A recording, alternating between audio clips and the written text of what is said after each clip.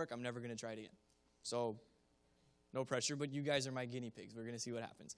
What we've been doing this semester in my class is we've been trying this little experiment where the entire class, before someone would get up and preach, they would give someone a word or a phrase, usually just one word. And what would happen is they would say, okay, whatever your word is, you have to work that into your sermon in a way that's not awkward, in a way that actually fits. So someone got the word glucose, but that was easy for them because their story, they had an analogy about a guy who was climbing a mountain, so he was able to work glucose in there. I don't know if he used it in the biologically correct way, but he used it anyways. So, and because all of us are theology majors, none of us knew if he was correct in using it. But the point is he worked it in. I got the word Wookiee for one of my sermons, and I actually succeeded, actually managed to work it in. That was nice. Someone got the word Michael Jackson, and they lost because they couldn't put Michael Jackson in their sermon. So my challenge to you, for those of you who are already starting to drift, already starting to lose interest, this is your chance to actually pay attention.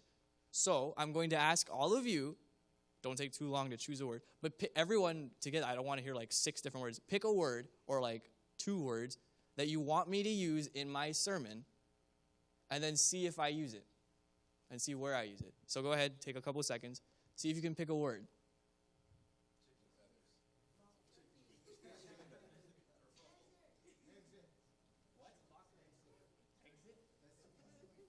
See, the key is to pick a word that I'm not going to, so if someone says Jesus, well, then I'm going to win. So the key is you guys are trying to pick a word that's not ridiculous, don't say Big Bird or something like that. Don't say Elmo. I mean, you can if you want, but I'm saying say things that I'm not going to say in a normal sermon. Like kerfuffle. Okay, you're saying, okay, you are not saying a word. Chewbacca, I already did that one. I've already proven that I can. What? I don't even know what that is. Is it what? Hibiscus? Oh, bougainvillea. Oh, okay. All right, so there are a couple words that have been thrown out. There's bougainvillea and kerfuffle, which I'm going to need to have defined if I'm going to do this, and chicken feathers. Maybe we can come to a consensus on which one I'm doing. All right, chicken feathers. Chicken feathers.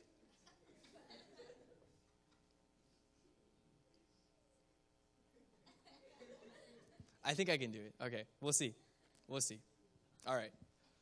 So for those of you who are not paying attention or who usually don't, see if you can catch it when I use it. And if you do pay attention, then you probably will catch it. All right. So when I was a child, when I first started reading, I remember when my mom first got me into reading, she was very determined that I was going to learn how to read from a very young age. So she gave us all these books that she wanted us to read. And one of the series that she started me and my brother on when we were children was the Chronicles of Narnia. I don't know how many of you are familiar with C.S. Lewis? Do you guys know the author C.S. Lewis? Most of you do.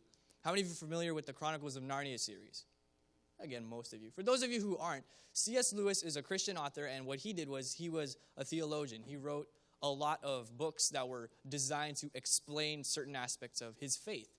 But because he was a very gifted mind, a very talented writer, he also wrote a lot of books for children. Then this was the series that he wrote. It was a fantasy series, kind of in the same vein of a lot of different books in that time that he wrote it, where you have these characters who go into this imaginary world that is, there's all these amazing things that happen, and there's magic, and there's all these adventures that the characters go on.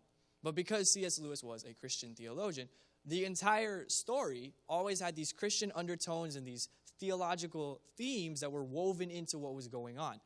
And one of my favorite scenes from this series, was also one of the scenes that confused me the most when I read it the first time, because it was very disturbing. And this is from the 6th book, and the scene was in the book entitled The Silver Chair. And what happens in this book is you have the 2 main protagonists. You have the boy and the girl. So Eustace and Jill, the boy and the girl, they're going through all these trials and hardships with their friend who's he's not a human. I don't know what he is. He's some creation of C.S. Lewis's mind. His name is Puddleglum. So you have these 3 very oddly named characters. You have Eustace, Jill, who is normal name, and then Puddleglum. And these this strange trio are going on all these adventures, and they're looking for their lost prince. And they're going on this quest, and they're fighting all these battles and getting through all these difficulties. And they finally arrive in this underground kingdom. which is ruled, the underground kingdom is ruled by the evil witch named Jadis. So Jadis is there, and she sees these three characters come in, and just as they're about to rescue the prince, she walks into the room, and she starts casting a spell on these people. And what she does, I remember reading this scene, and I remember this was because my mom, she never told us that C.S. Lewis was a Christian, which is very smart. My mom is a very smart woman. She never told us C.S. Lewis is a Christian. She let us figure that out on our own. So I remember this scene is my favorite scene because this was the moment when I started realizing that, wait a second, C.S. Lewis is trying to say something. And because it started off, it was very scary. It was very confusing.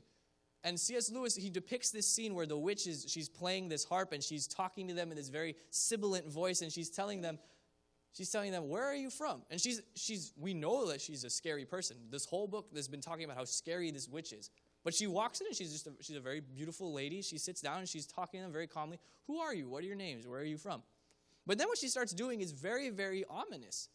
She starts telling you, okay, where are you from? And they say, oh, we're from Narnia. And she's just, oh, well, where is that? I've never heard of Narnia. And they start responding. They start saying, oh, well, it's, and like, how do you explain, if someone has never been above ground, how do you explain the concept of above ground to them? So they're trying to explain to her. They're trying to say, oh, well, like if you go up, like you go all the way up, like through the ceiling, then you'll come up and you'll be in Narnia. And she's like, what? That doesn't make any sense. How can you be from a land that's above the ground? That doesn't make any sense. What are you talking about? And they're like, no, you can't tell us that there's no such thing as above ground. She's like, no, really, how can there be something above the ground? And they're like, yeah, you've never seen the sun? And she's like, well, what's the sun? Because she's never seen it. And they're like, oh, well, it's like a big lamp in the sky. And she's like, well, first of all, you're just taking something that already exists and you're trying to like make it into something that it's not. Second of all, what's the sky?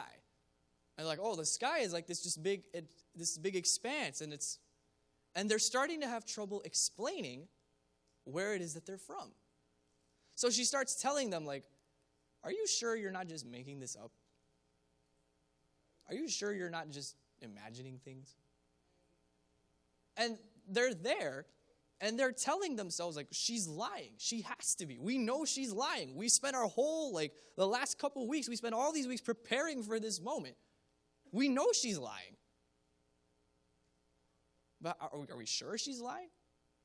And they're telling each other, like, well, we shouldn't listen to her. We shouldn't listen to what she's saying. And then there's a moment where, as they're saying that to each other, they kind of look at each other and they say, well, why not?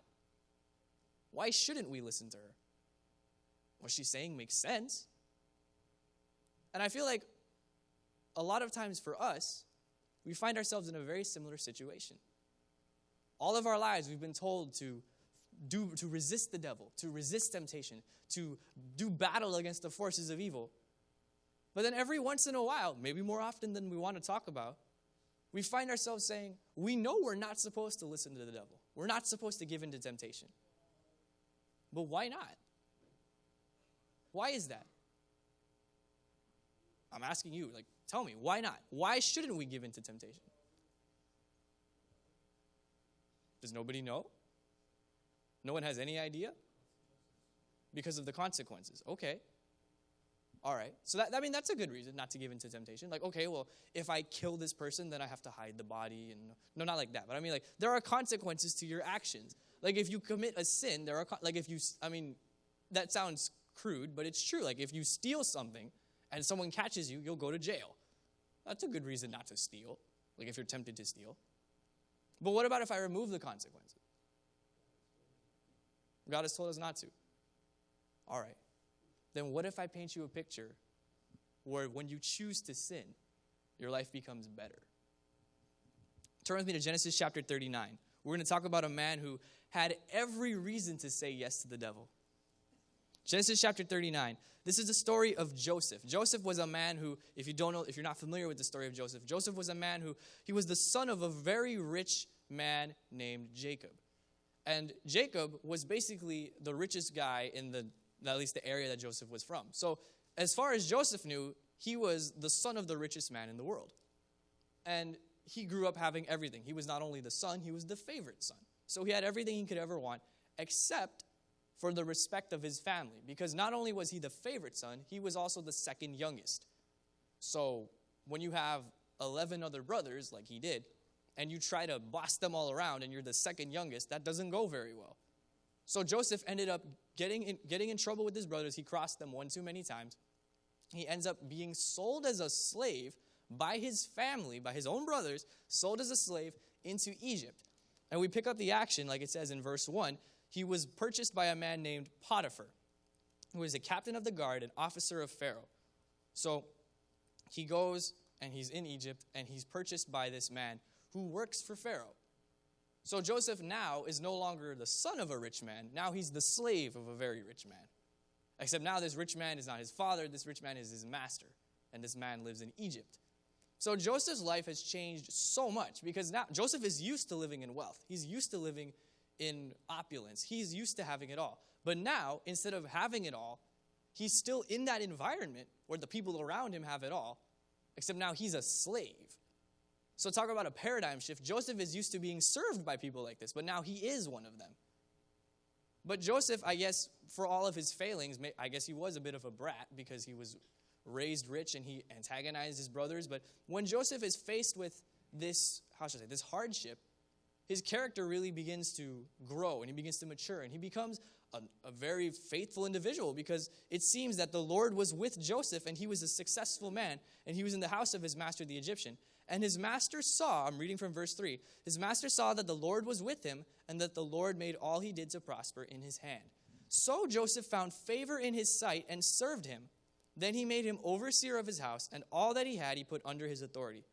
So it was from the time that he made him overseer of his house and all that he had, that the Lord blessed the Egyptian's house for Joseph's sake. And the blessing of the Lord was on all that he had in the house and in the field. So, this is a very, the Bible does this a lot, where the Bible will say, like, okay, the biblical authors will say, I'm trying to tell this story. I'm trying to make this point. So there's a lot of information I could give you, but I'm not going to give it to you because that's not the point of my story. So this time period that they just skipped over is probably a reasonably long amount of time.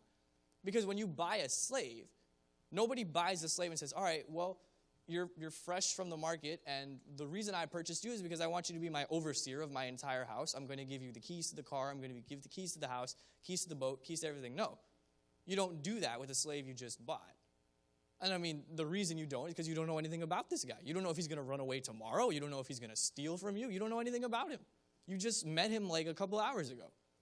So, I mean, Joseph is starting at the very bottom of the ladder. Joseph is starting outside, and he's outside in like the chicken coop, raking and like cleaning the floor, all the chicken feathers, everything is everywhere. And Joseph is there, and he says, this is not what I signed up for. This is not what I thought was going to happen in my life. But he decides he's going to be faithful. So he's going to be faithful in cleaning up after these chickens. He's going to be faithful in that. And I guess whoever was in charge of the animals sees how good of a worker Joseph is. So Joseph gets a promotion. And now Joseph is in charge of, planting crops. And the people who are in charge of the harvest start noticing, wow, Joseph's fields always do really well. So Joseph gets another promotion and another promotion. And people are starting to notice that if we just give something to Joseph, it prospers. It doesn't matter what we give him. It's not as if Joseph is only skilled in one area. It's almost as if it doesn't matter Joseph is just that good. Whatever we give to him, it prospers. It grows beyond our wildest expectations. But why is that? Why is it this is happening? Because the Lord was with him. This is not because, Joseph has training because he was the son of a... No, none of that. It's not because Joseph went to business school or anything like that. It's because the Lord is with Joseph. That's the only reason he's prospering. But the thing is that it gets to the point where even Potiphar himself notices. Potiphar himself says, wow, I don't know how much time has passed. It's reasonable to assume that at the very least, several months have gone by.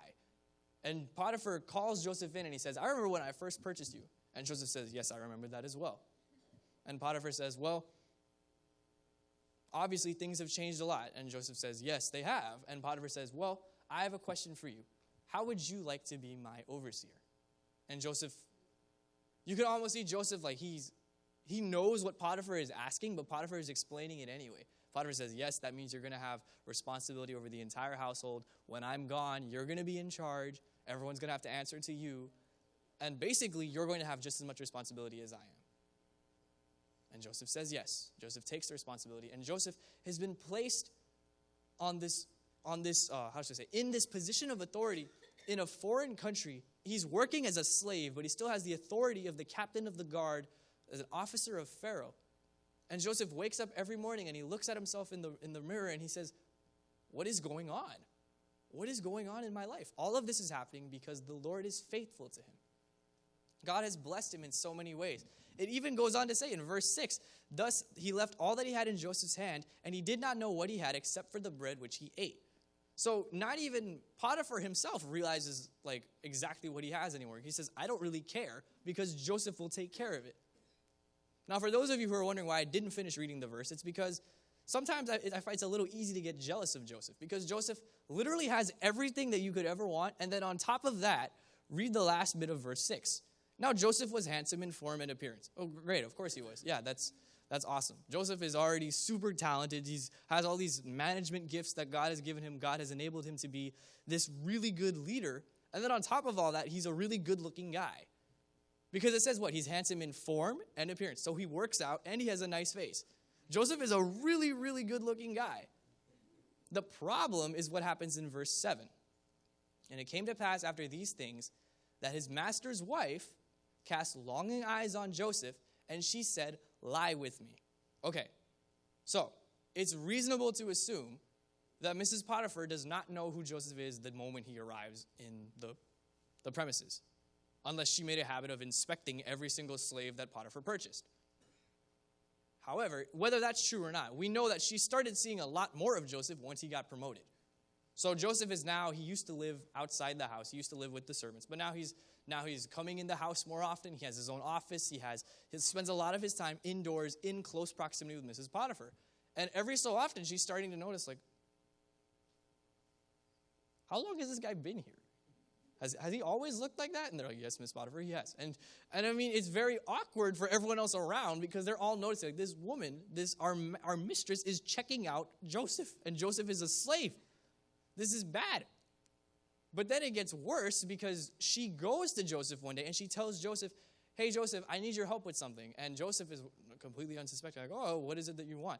And she's like, well, can you come help me look over some figures? And it's like, okay, sure. So he's going with her and he's not realizing, like, wait a second, I'm going to her bedroom.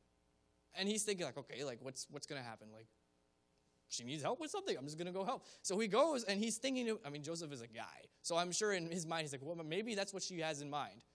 But at the same time, he's thinking rationally, no, she would never do that. But then she closes the door, and she starts talking, and he starts realizing, wait a second, that's exactly what she's doing. She's propositioning me. So Joseph is in this position where his master's wife is propositioning him, the chief overseer of the entire estate. Let's take a little second here. Let's use our deductive reasoning and think about this.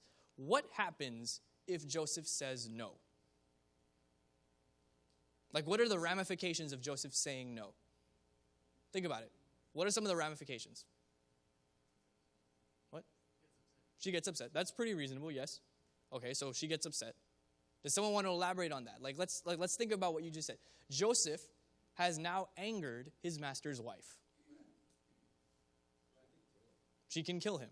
That's another thing to consider. She's going to be very upset. Because let's think about the position she's putting herself in. That's very, how do I say?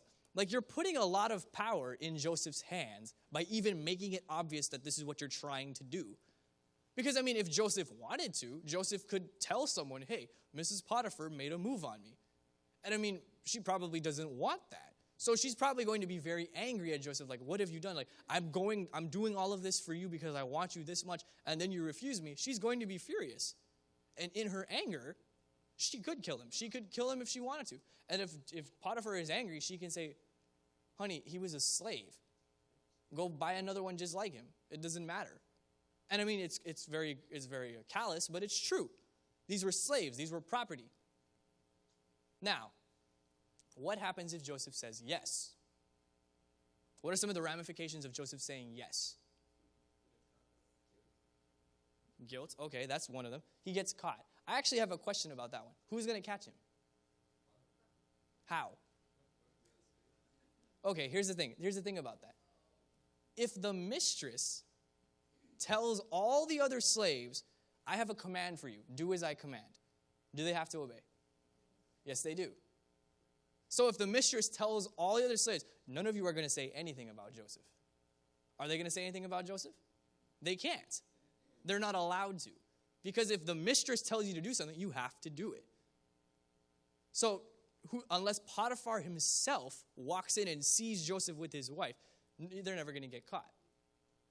And Mrs. Potiphar is not going to tell her husband. So the odds of them getting caught are basically zero. So let's think about that for a second. You have this very powerful woman. It's reasonable to assume she's attractive. This very attractive, powerful woman is propositioning this slave, saying, I want you to lie with me. She's not saying, I want you to marry me. She's just saying, I want you to lie with me. That's it. No commitment, nothing like that. And Joseph is looking at this situation, and he's saying, if I do this, nothing about my life will change, except for the fact that I'm now sleeping with my master's wife. That won't actually change my position. It won't make my life worse in any way. If anything, it'll make my life better. But if I say no, the odds of something bad happening to me go up astronomically. So what does Joseph say? It says in verse 8, but he refused and said to his master's wife, look, my master does not know what is with me in the house, and he has committed all that he has to my hand. There is no one greater in this house than I, nor has he kept back anything from me but you, because you are his wife. Reason number one, husband and wives belong to one another. That's something Joseph's not going to mess with. He just says, he says, look, I don't care if you want to do this. I don't care if you think this is best. I don't care if you're my master, you're commanding me to do this. You belong to your husband in a way that I do not belong to you. You do not belong to me. We cannot go there. But furthermore, he provides this second reason. How then can I do this great wickedness and sin against God? Joseph is showing awareness of the fact that he is not here because of what he has done for himself. He knows that the reason he's even in this position, being propositioned by Mrs. Potiphar, the reason he's even here at all is because of God. So he's being faithful. But it doesn't really seem to affect Mrs. Potiphar, because you read in verse 10, so it was as she spoke to Joseph day by day. She's continuing to come after him, and she's asking him over and over and over again. And Joseph is continually, he does not heed her, he does not lie with her, he will not even be with her in the same room. So I don't know about you, but when temptation comes, sometimes you say no the first time, and it's easy the first time. And then the second time it gets a little harder, and then it gets a little harder. And the reason it gets a little harder and a little harder is because deep down, you want to say yes. So it gets harder to say no and over and over and over to something that you want to do. The thing is that Mrs. Potiphar knows that. So notice what she does on her final attempt. In verse 11, but it happened about this time when Joseph went into the house to do his work, and none of the men of the house were inside. Okay, why is the Bible mentioning that there's no one inside?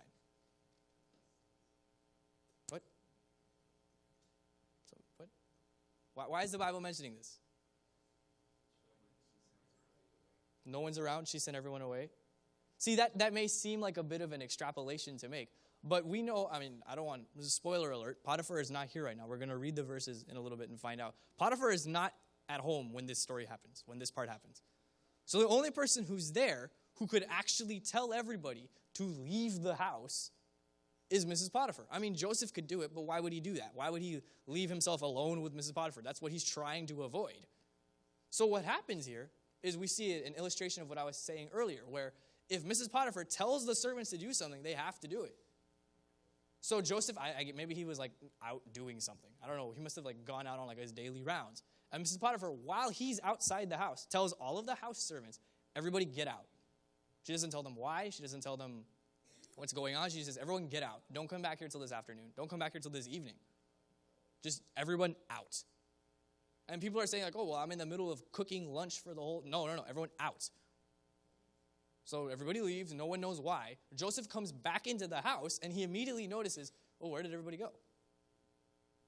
And again, Joseph is starting to wonder, what is going on? So he turns the corner, and he immediately discovers what's going on, because he sees Mrs. Potiphar, and he's like, that's what's going on. So she asks him one last time to lie with her. Notice that this time Joseph does not hit her with this big, look, my master does not know what. No, Joseph doesn't give that speech a second time. Joseph turns around and runs away. And in his haste to run, Mrs. Potiphar is grabbing at his clothes. And as he's running, she's holding onto his clothes to the point where he's saying, if I keep running, she's going to pull my clothes off. But Joseph, he runs away anyway. He leaves his clothes in her hands because he has determined in that moment that he would rather stand naked before his master's wife than stand ashamed before God. He would rather leave his clothes in her hands and run off and be naked in front of the whole household than have to run before God and say, yes, Lord, I failed you.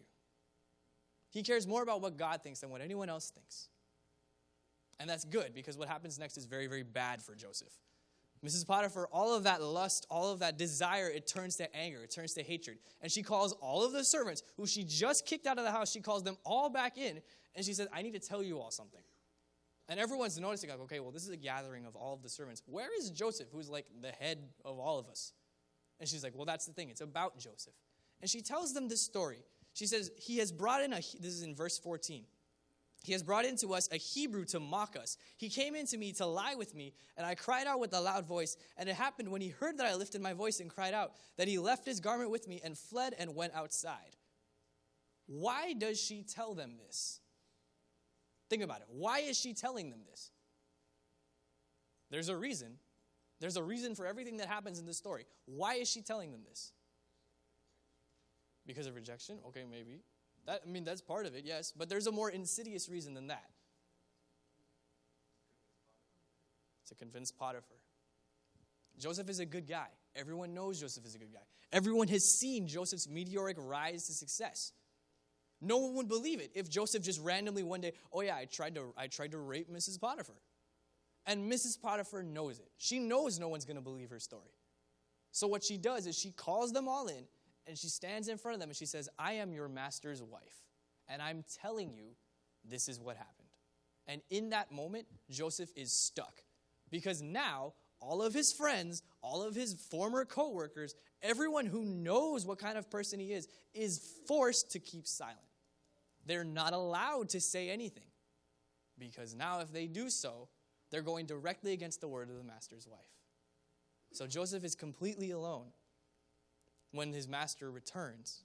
In verse 17, he returns, and Mrs. Potiphar speaks to him again, saying, the Hebrew servant whom you brought to us came into me to mock me. So it happened, as I lifted my voice and cried out, that he left his garment with me and fled outside. So it was, verse 19, when his master heard the words which his wife spoke to him, saying, your servant did to me after this manner, that his anger was aroused. Then Joseph's master took him and put him into the prison, a place where the king's prisoners were confined, and he was there in the prison. This is the second time in Joseph's life that he went from having everything to having nothing. The first time, it happened because he was just in the wrong place at the wrong time, and his brothers didn't like him at all. This time, it happened because he resisted a temptation. If I am Joseph, as I'm being sent to jail, I am thinking to myself, what is wrong with me? How many guys in the world in that situation would say no to begin with? Not only that, say no so many times, and now because I said no to this woman's advances, I'm in jail. This morning, I was basically the captain of the guard of Pharaoh, and now I'm in jail. All of this because I didn't want to sleep with the woman who wanted me to sleep with her. What is wrong with me? Why did I do this to myself? Why didn't I just say yes? Why didn't I just give in to this temptation? What would have been so bad about it? Look at the next verse. Look at verse 21. But the Lord was with Joseph and showed him mercy, and he gave him favor in the sight of the keeper of the prison. And the keeper of the prison committed to Joseph's hand all the prisoners who were in the prison. Whatever they did there, it was his doing. The keeper of the prison did not look into anything that was under Joseph's authority, because the Lord was with him, and whatever he did, the Lord made it prosper. And we don't have time to finish the entire story of Joseph. But if you keep reading, for those of you who don't know the story of Joseph, if you keep reading, you see that by being set into this prison, Joseph becomes part of a chain of events that leads to Pharaoh himself calling Joseph from the prison and asking Joseph for advice on how to lead the country. When Joseph is put in this position, he provides the advice that Pharaoh needs. And in that moment, Pharaoh turns around and says, there's something different about you.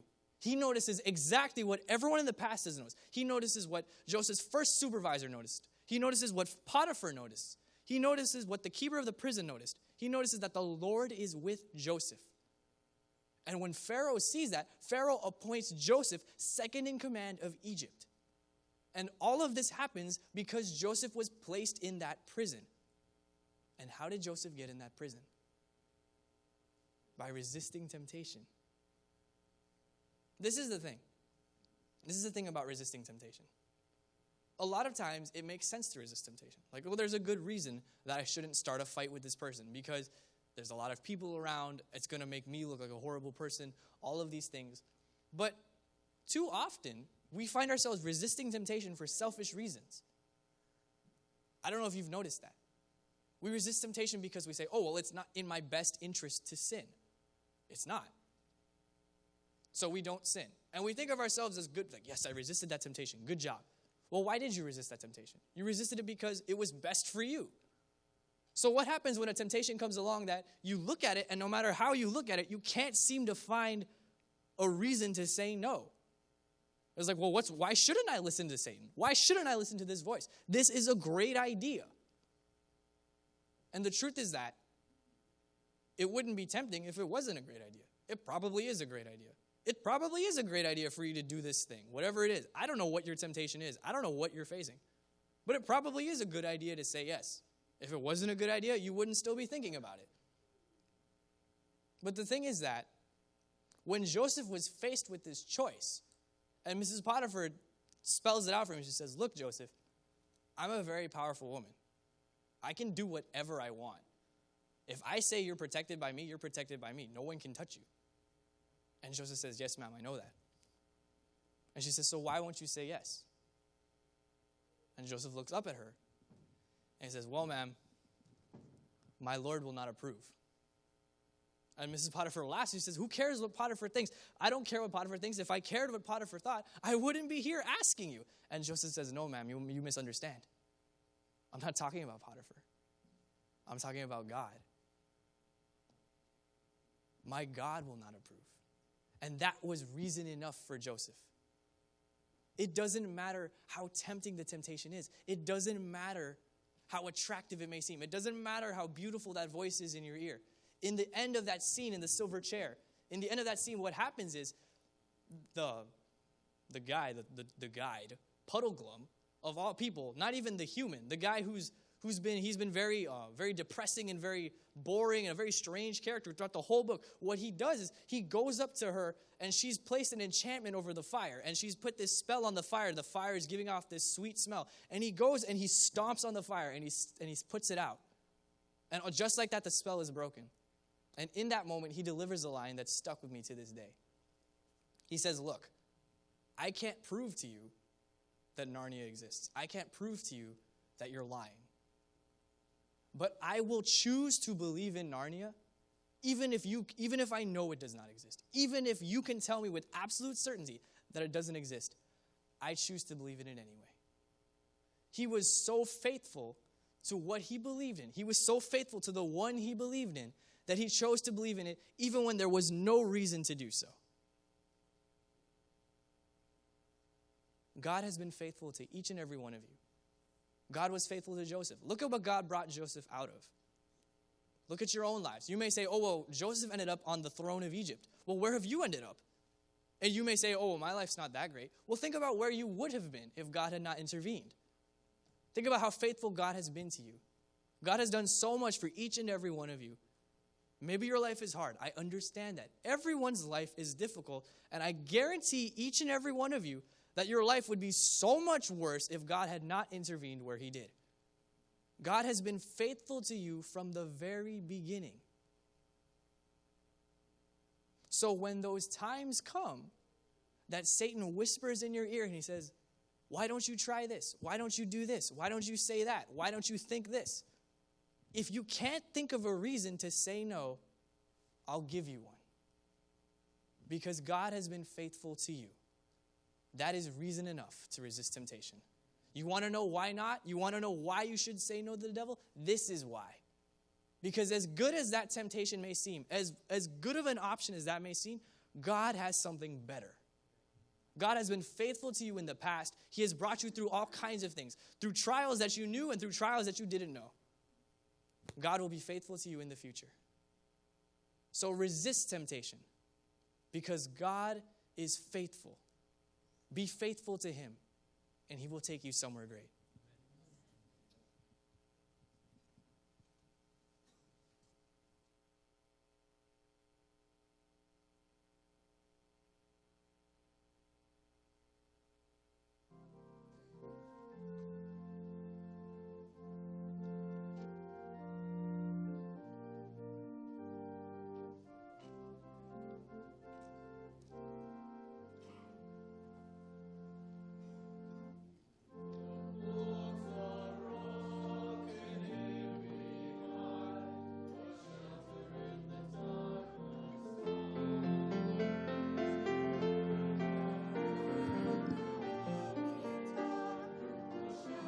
In the time of storm, only rock in a weary land, cooling shade on the burning sand, faithful guide for the pilgrim land, a shelter in the time of storm, a shade by day, defense by night, a shelter in the time of storm.